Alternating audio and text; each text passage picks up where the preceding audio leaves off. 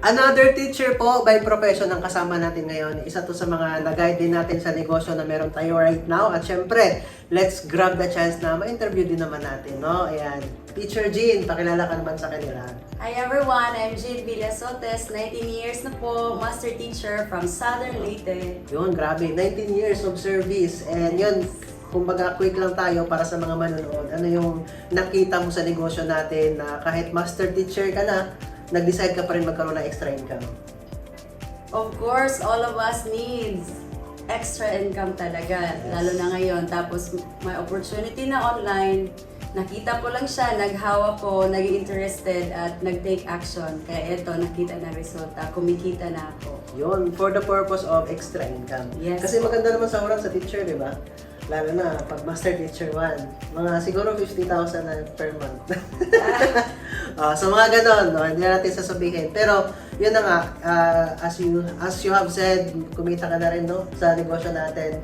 Ano na lang, your first month sa business na nag-income, magkano kinita mo?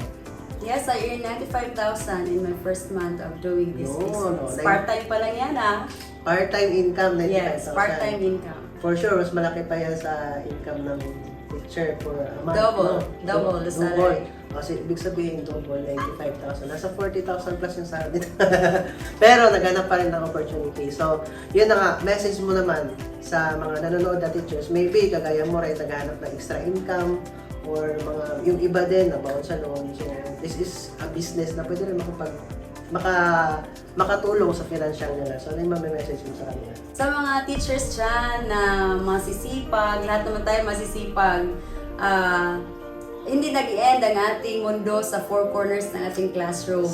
Meron tayong, maganda ngayon, meron tayong online opportunity na pwede tayong magka-extra part-time income. At kung hanap nyo rin ay extra income, nandito si Coach Juner, i-guide kayo para gawin ang business na ito. Sa first month ko pa lang, kumikita ako sa guidance ni Coach Juner ng 95,000.